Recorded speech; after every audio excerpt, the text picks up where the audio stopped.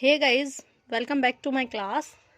This is Lakshmi Kirar, and today in this video we'll learn heterotrophic nutrition, that is in humans. Heterotrophic nutrition इससे पहले हम amoeba में पढ़ चुके हैं. वो बहुत सिंपल न्यूट्रिशन होता है अमीबा में. ओके, अब हमें पढ़ना है कॉम्प्लेक्स, क्योंकि हम लोग कॉम्प्लेक्स फूड खाते हैं, उसको डाइजेस्ट करना है एंड ऑल. तो वो सब आज हम इसमें पढ़ने वाले हैं. तो हेटरोट्रॉपिक न्यूट्रिशन में बेसिकली हम पढ़ेंगे डाइजेशन, फूड का डाइजेशन. जैसे बात न्यूट्रिशन में 5 बेसिक स्टेप्स होती हैं. फर्स्ट होती है इंजेशन, ओके. सेकंड होती है डाइजेशन. थर्ड होती है एब्जॉर्प्शन. फोर्थ होती है assimilation. And the last is egestion. Okay, ये 5 स्टेप्स से मिला के हमारा न्यूट्रिशन कंप्लीट हो जाता है. अब फर्स्ट स्टेप की बात करते हैं, इंजेशन. तो what is ingestion? Ingestion just means the intake of food into the mouth. Intake of food into the mouth. ठीक है, खाने को अपने अंदर लेना, मतलब खाने को खाना, that is ingestion. Okay, and then second आता है डाइजेशन. जो खाना हमने खाया है, जो खाना, देखो खाने को खाना तो वो तो हो गया इंजेशन, मतलब खाने को बॉडी के अंदर ले जाना. ओके, सेकंड आ जाता है डाइजेशन. डाइजेशन मतलब जो खाना हमने खाया है, वो खाना ऑब्वियसली कॉम्प्लेक्स रहता है. Break down of complex food particles into simpler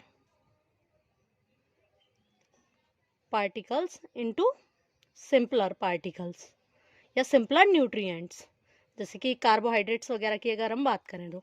उसके बाद एब्जॉर्प्शन में उस पर्टिकुलर खाने में जो भी न्यूट्रिएंट था हमारा, उसको एब्जॉर्ब करना, ब्लड में एब्जॉर्ब करना. एसिमिलेशन उसका यूटिलाइजेशन. एंड इजिशन मतलब खाने को एक्सपेल कर देना बॉडी से. Expelling of food, waste material, sorry not food, expelling of waste material from the body through anus, उसको हम बोलते हैं इजिशन. तो ये 5 स्टेप्स होती हैं. तो इसमें से जो मेन है हेटरोट्रॉपिक न्यूट्रिशन में, वो है डाइजेशन इन ह्यूमन. अभी हम क्या पढ़ने वाले हैं? Heterotrophic nutrition, that is also in human. तो हम पढ़ने वाले हैं बेसिकली डाइजेशन इन ह्यूमन, क्योंकि इंजेशन में समझाने जैसा कुछ नहीं है. सिर्फ बॉडी को लेना, बॉडी को नॉट बॉडी सॉरी, फूड को लेना है बॉडी के अंदर, दैट इज इंजेशन. ठीक है, अब डाइजेशन हम पढ़ने वाले हैं. तो सबसे पहले अगर हम बात कर लेते हैं कि हमारा खाना जो होता है, हमारा खाना जो हम खाते हैं, उसमें बेसिकली कितने टाइप के न्यूट्रिएंट्स होते हैं. तो क्या क्या होते हैं देखना. कार्बोहाइड्रेट्स होते हैं, प्रोटीन होता है, फैट्स होते हैं, विटामिन्स होते हैं, और साथ में होते हैं मिनरल्स. ठीक है, ये 5 तरह की चीज़ें हमारे खाने में होती हैं. Carbohydrate, protein, fats, vitamins, minerals. अब इनमें से अगर मैं बात करूं कार्बोहाइड्रेट और फैट की, कार्बोहाइड्रेट और फैट, तो ये देते हैं हमें एनर्जी. ये होता है एनर्जी गिविंग. ठीक है, ये भी एनर्जी देता है. प्रोटीन भी कुछ हद तक एनर्जी देता है, बट मोस्टली प्रोटीन हमें ग्रो कराने में हेल्प करता है. ठीक है, उसके बाद आते हैं विटामिन्स और मिनरल्स. ऐसा नहीं है कि ये तीनों एनर्जी देते हैं तो विटामिन्स और मिनरल्स हमारे लिए ज़रूरी नहीं है. विटामिन्स के तो नाम में ही है वाइटल अमीन्स, जो बहुत ज़्यादा वाइटल है. ओके, तो विटामिन्स और मिनरल्स क्या करते हैं? हमें डिसीजेस से प्रोटेक्ट करने में हेल्प करते हैं, हमें डिसीजेस से फाइट करने में हेल्प करते हैं, डिसीजेस से लड़ने में हमारी मदद करते हैं. तो अब हम ये देखेंगे कि हमारा डाइजेशन कहाँ से स्टार्ट होता है, कहाँ कहाँ किस किस न्यूट्रिएंट का डाइजेशन होता है. ठीक है, अब बात पूरा मैं एक बार लिख लेती हूँ कि किस किस चीज़ का डाइजेशन कहाँ कहाँ होता है. ओके ओके, तो मैंने यहाँ एक बहुत रफ सा डायग्राम बनाया है डाइजेस्टिव सिस्टम का. बहुत ज़्यादा रफ डायग्राम मैंने यहाँ बनाया हुआ है इसका. ठीक है, तो पहले देख लेते हैं. देखो, सबसे पहले खाना जाएगा माउथ में. हम माउथ से फूड का इंटेक करते हैं. सबसे पहले खाना गया माउथ में. तो माउथ में क्या होता है देखेंगे धीरे धीरे. मैं यहाँ सिर्फ एक ब्रीफ इंट्रोडक्शन दे रही हूँ, उसके बाद हम इसको डिटेल में पढ़ेंगे. सलाइवा, फिर सलाइवा मिक्स होती है माउथ में, फूड जाते हैं. तो सलाइवा के अंदर होता है एक एंजाइम, सलाइवरी अमाइलेज. सलाइवा के अंदर एक एंजाइम होता है सलाइवरी अमाइलेज, जिसको हम बोलते हैं. वो सलाइवरी अमाइलेज क्या करता है? वो कार्बोहाइड्रेट पे वर्क करता है, बेसिकली स्टार्च पे. ओके, उसके बाद टीथ क्या करते हैं, उसको सिर्फ ब्रेक डाउन करने का काम करते हैं, यहाँ से कोई एंजाइम रिलीज नहीं होता। बेसिकली एंजाइम क्या होते हैं, एंजाइम होते हैं बायोलॉजिकल कैटालिस्ट। एंजाइम्स होते क्या हैं, enzymes are the biological catalyst. Biological catalyst होते हैं जो हमारी बॉडी के अंदर जो रिएक्शंस हो रही हैं, बायोकेमिकल रिएक्शंस जो हो रही हैं, उनकी रेट को बढ़ाने का काम करते हैं।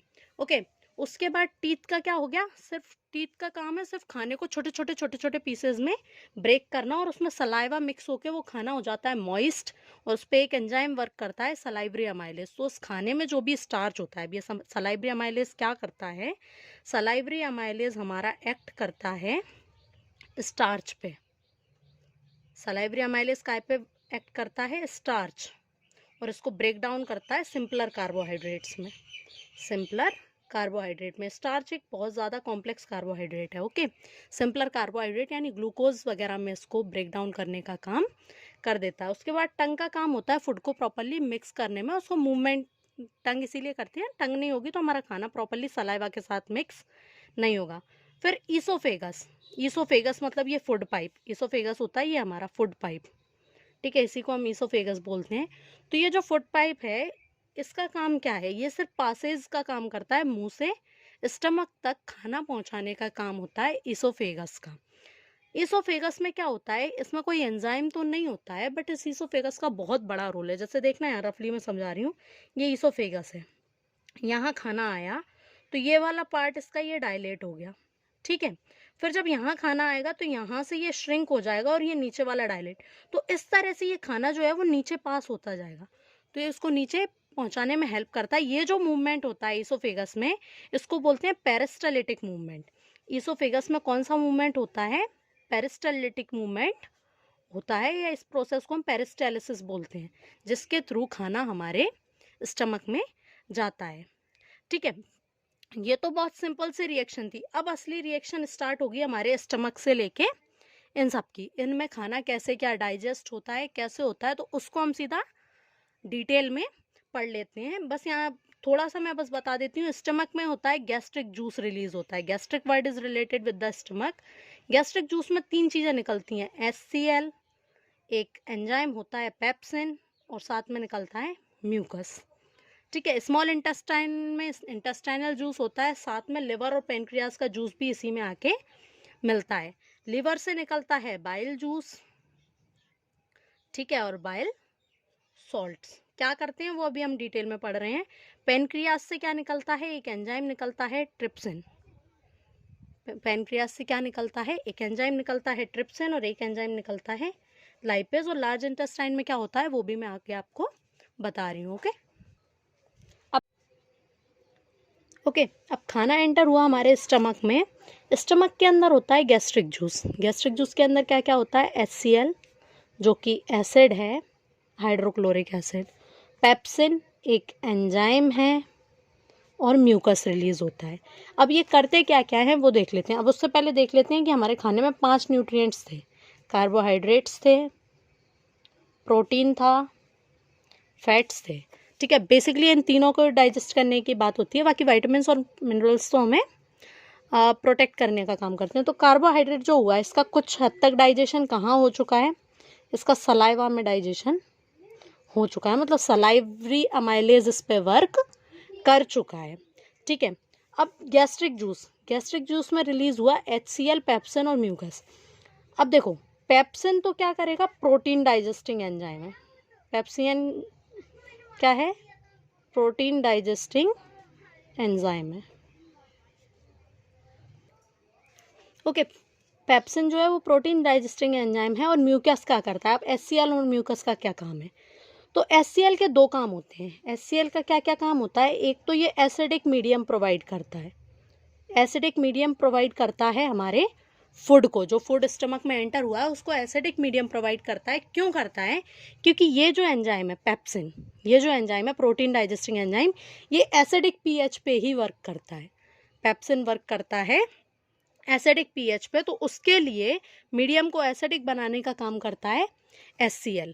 दूसरा वर्क HCl का क्या है, कि हमारा जो पेप्सिन रिलीज होता है गैस्ट्रिक जूस के अंदर, जो पेट की जो ग्लैंड्स होती हैं, गैस्ट्रिक ग्लैंड्स, ये जो जूस रिलीज करती हैं, इसके अंदर जो पेप्सिन रिलीज होता है वो इनएक्टिव फॉर्म में होता है, ये होता है पेप्सिनोजन फॉर्म में। ठीक है, इसको एक्टिवेट करने का काम कौन करता है? HCl, मतलब कि पेप्सिनोजन है, इस पे वर्क किया HCl ने और इसको ये पेप्सिन एंजाइम में कन्वर्ट कर देता है, तब जाके, क्योंकि एक्टिव होगा तभी पेप्सिन वर्क करेगा प्रोटीन पे। फिर पेप्सिन जो है वो हमारे प्रोटीन पे वर्क करता है और उसको ब्रेक डाउन कर देता है अमीनो एसिड्स में।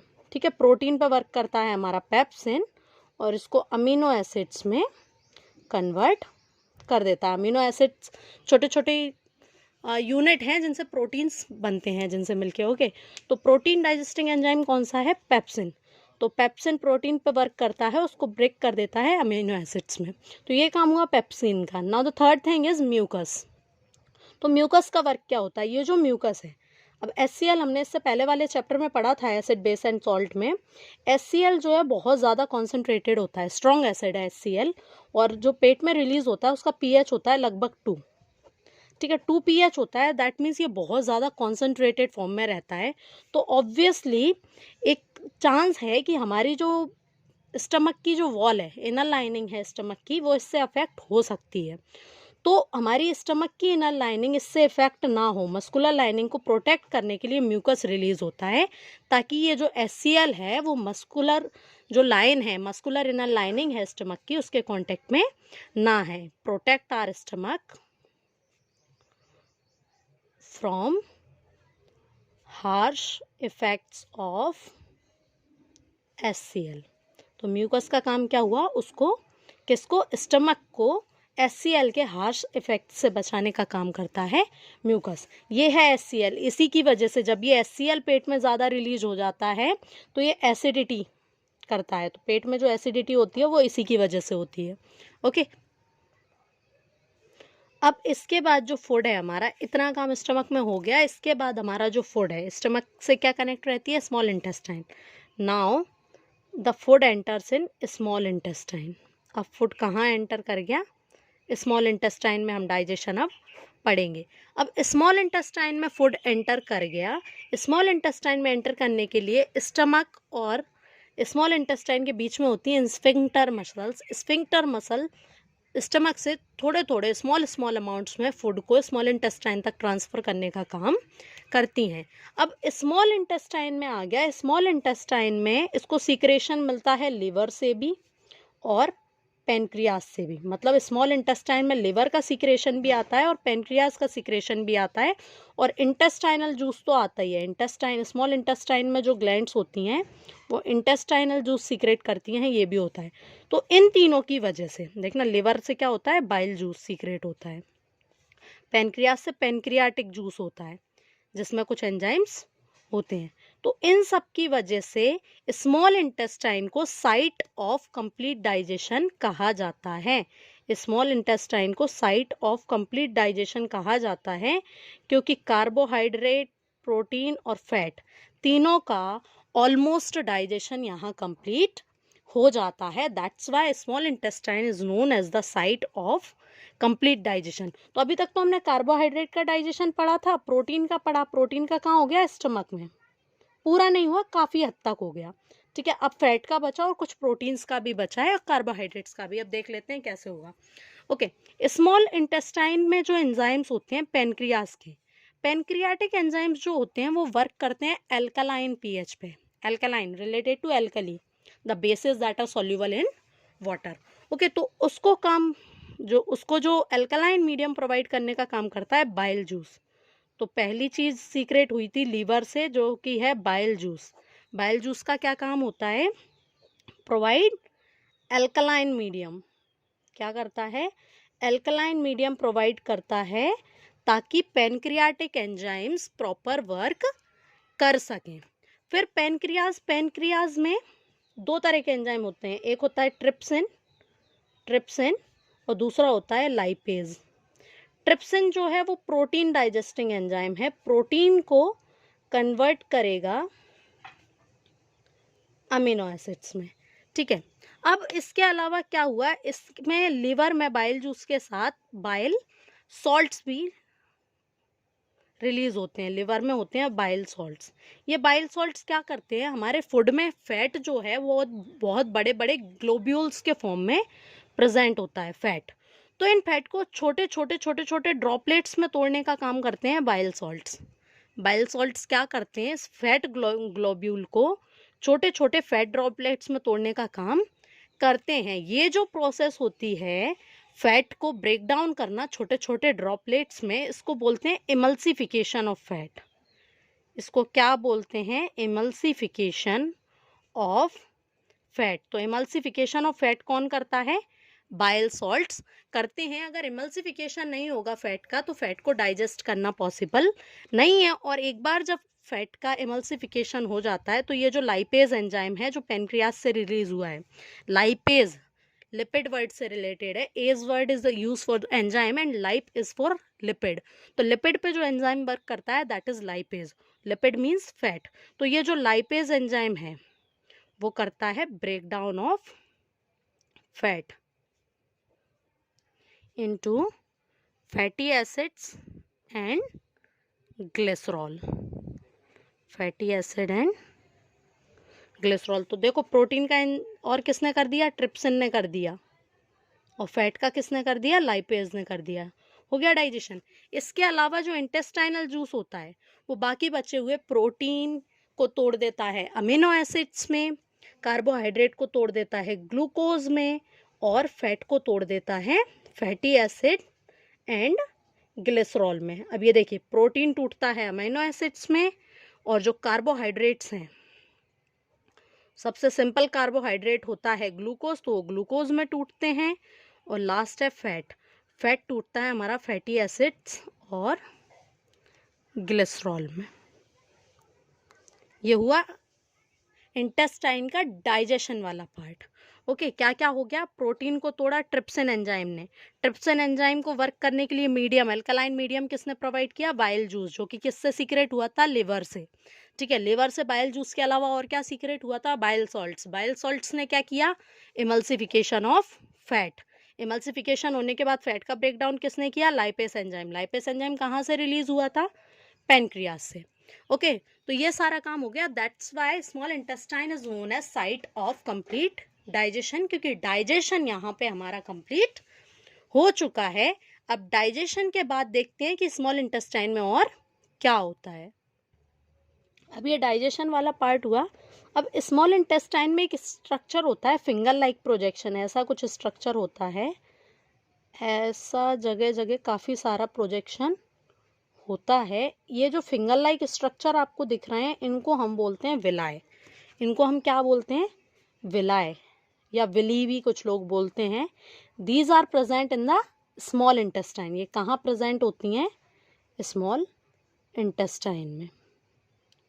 ये विलाय के अंदर जो होती हैं वो काफ़ी सारी ब्लड वेसल्स प्रेजेंट होती हैं। इसके अंदर क्या प्रेजेंट होती हैं, blood vessels. These are supplied with blood vessels, richly supplied with blood vessels, मतलब इनके पूरे के अंदर लगभग ब्लड वेसल्स काफ़ी सारी फैली हुई होती हैं। तो ये क्या काम करती है, ये काम करती है एब्जॉर्प्शन का। विलाई किस चीज़ का काम करती है, एब्जॉर्प्शन का काम करती है। अब एब्जॉर्प्शन का काम करती है तो ये फिंगर लाइक प्रोजेक्शन होने की क्या ज़रूरत थी, स्मॉल इंटेस्टाइन में डायरेक्टली भी तो एब्जॉर्प्शन हो सकता था। तो क्या होता है, देखो अगर एक कोई चीज़ स्ट्रेट है तो एब्जॉर्प्शन यहाँ से होगा, यहाँ से होगा, यहाँ से होगा, ठीक है। उतनी ही जगह में अगर ये फिंगर लाइक प्रोजेक्शन बन गया तो एब्जॉर्प्शन यहाँ से भी होगा, यहाँ से भी, यहाँ से भी, यहाँ से भी। तो इसका सरफेस एरिया जो है वो बढ़ गया। ये विलाई क्या करती हैं, increase the surface area for the absorption of nutrients, absorption of nutrients. ये न्यूट्रिएंट्स के एब्जॉर्प्शन के लिए सरफेस एरिया का इंक्रीज कर देती हैं।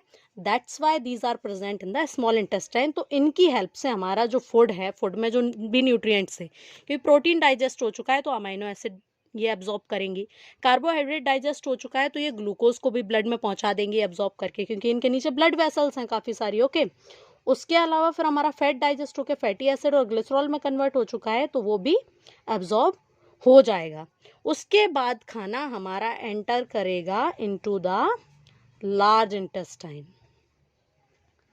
ठीक है। अब लार्ज इंटेस्टाइन में क्या होगा, absorption of the excess water, absorption of the excess water from the food, जो एक्स्ट्रा वाटर है, एक्सेस की बजाय इसको एक्स्ट्रा बोल सकते हैं, एक्स्ट्रा वाटर है फूड में, उसका एब्जॉर्प्शन लार्ज इंटेस्टाइन में होगा।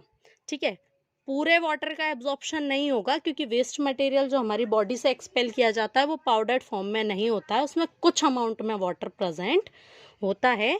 तो कुछ पानी का एब्जॉर्प्शन लार्ज इंटेस्टाइन में कर दिया जाएगा और बाकी का बचा हुआ जो वेस्ट है it will expelled out from our body through anus.